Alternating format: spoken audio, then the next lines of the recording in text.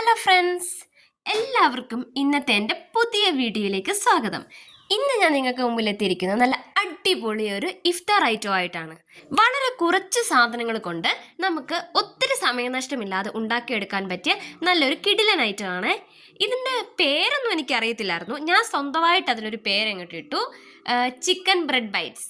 എല്ലാവരും ഒന്ന് ട്രൈ ചെയ്ത് നോക്കണേ. അപ്പോൾ ഇതുണ്ടാക്കാനായിട്ട് നമുക്ക് എന്തൊക്കെ ഐറ്റംസ് ആണ് വേണ്ടതെന്നൊന്ന് നോക്കിയാലോ. അപ്പോൾ അതിനായി ആദ്യം തന്നെ കുറച്ച് ബോൺലെസ് ചിക്കൻ ഞാനങ്ങ് എടുത്തു. നന്നായിട്ട് കഴുകി വൃത്തിയാക്കിയിട്ട് അതിലേക്ക് കുറച്ച് മസാലകൾ ഞാൻ ആഡ് ചെയ്യുന്നുണ്ട്. അതായത് കുറച്ച് മുളക് പൊടിയും കുറച്ച് മഞ്ഞൾ പൊടിയും അതുപോലെ തന്നെ കുറച്ച് ഗരം മസാലയും ഉപ്പും ചേർത്ത് നന്നായിട്ടൊന്ന് ഇളക്കി ഒരു 5 മിനിറ്റ് വെയിറ്റിങ്ങിന് വെച്ചു.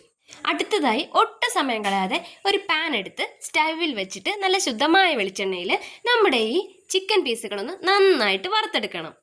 നന്നായി വറുത്തതിന് ശേഷം നമുക്ക് വേറെ കുറച്ച് മസാല റെഡിയാക്കാനുണ്ട്. അതിനായി ഒരു സവോള, അതിലേക്ക് ഇഞ്ചി വെളുത്തുള്ളി ചതച്ചത്, കുറച്ച് മല്ലിയില ഒഴിച്ച് ഒരു ചീനിച്ചട്ടിയിൽ ഞാൻ പിന്നെയും കുറച്ച് വെളിച്ചെണ്ണ ഒഴിച്ച് നന്നായി അതിനെ തലങ്ങും വിലങ്ങും വഴറ്റിയെടുത്തു. ഇത് നന്നായി വഴന്നു വന്ന് കഴിയുമ്പോഴേക്കും നമ്മൾ അതിനകത്തേക്ക് എന്ത് ചെയ്യണം, ആവശ്യത്തിന് ഉപ്പും ചേർത്ത് ഒന്നും കൂടെ നന്നായി തട്ടിപ്പൊത്തി വെക്കണം. അത് വഴരുമ്പോഴേക്കും നമ്മുടെ ചിക്കൻ പീസ് എന്ത് ചെയ്യുക, നന്നായിട്ടൊന്ന് ക്രഷ് ചെയ്തിട്ട് മിക്സിയിലിട്ട് നന്നായിട്ടൊന്ന് ക്രഷ് ചെയ്തിട്ട് അതിന് വേറൊരു പാത്രത്തിലേക്ക് കുറച്ച് നേരം നമ്മൾ വെയിറ്റ് ചെയ്യാനായിട്ട് വെക്കണം. കണ്ടോ, ഈ ഒരു തരത്തിൽ എന്ത് ചെയ്യുക, നമ്മുടെ ചിക്കൻ പീസിനെ നന്നായിട്ട് ക്രഷ് ചെയ്തിട്ട് മാറ്റി വെക്കണം. അടുത്തതായി നമ്മുടെ വഴന്നു വരുന്ന മസാലയ്ക്കകത്തേക്ക് ആവശ്യത്തിനുള്ള പൊടി ഐറ്റംസ് ചേർത്ത് കൊടുക്കണം.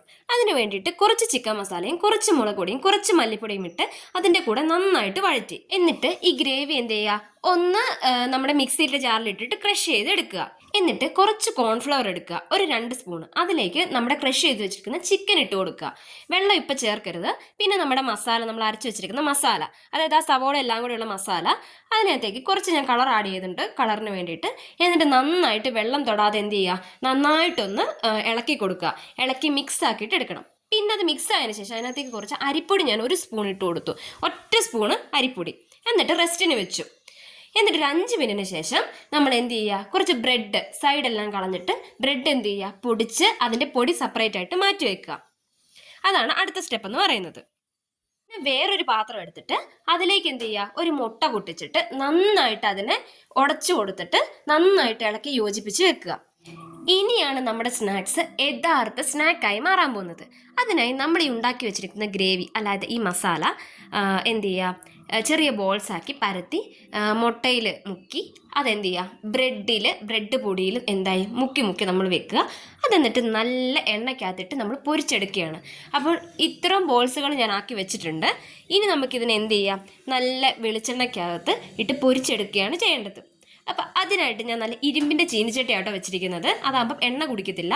അതിലേക്ക് ഞാൻ ഈ ഉണ്ടാക്കി വെച്ചിരിക്കുന്ന എല്ലാം വെളിച്ചെണ്ണ നല്ല ചൂടായിട്ട് വന്നു കഴിയുമ്പോഴത്തേനും അതിലേക്ക് ഞാൻ ഇട്ട് വറുത്ത് കോരി എടുക്കുകയാണ്. ഒത്തിരി ഹൈ ഫ്ലെയിമിലോ അതുപോലെ തന്നെ ലോ ഫ്ലെയിമിലോ ഇടരുത്.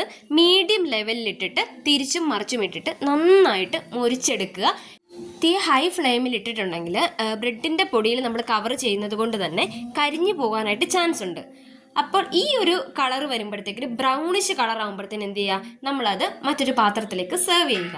ഇതാണ് നമ്മുടെ ചിക്ക് ബ്രെഡ് ബൈറ്റ്സ്. എല്ലാവരും ഒന്ന് ട്രൈ ചെയ്യണേ. ട്രൈ ചെയ്തിട്ട് നിങ്ങളുടെ അഭിപ്രായം കമൻറ്റ് ബോക്സിൽ ഇടണം കേട്ടോ. സെർവ് ചെയ്യുമ്പോൾ കുറച്ച് മയോണൈസിൻ്റെ കൂട്ടത്തിൽ കഴിച്ചാൽ അടിപൊളി. കുറച്ച് കച്ചപ്പായാലും കുഴപ്പമൊന്നുമില്ല കേട്ടോ.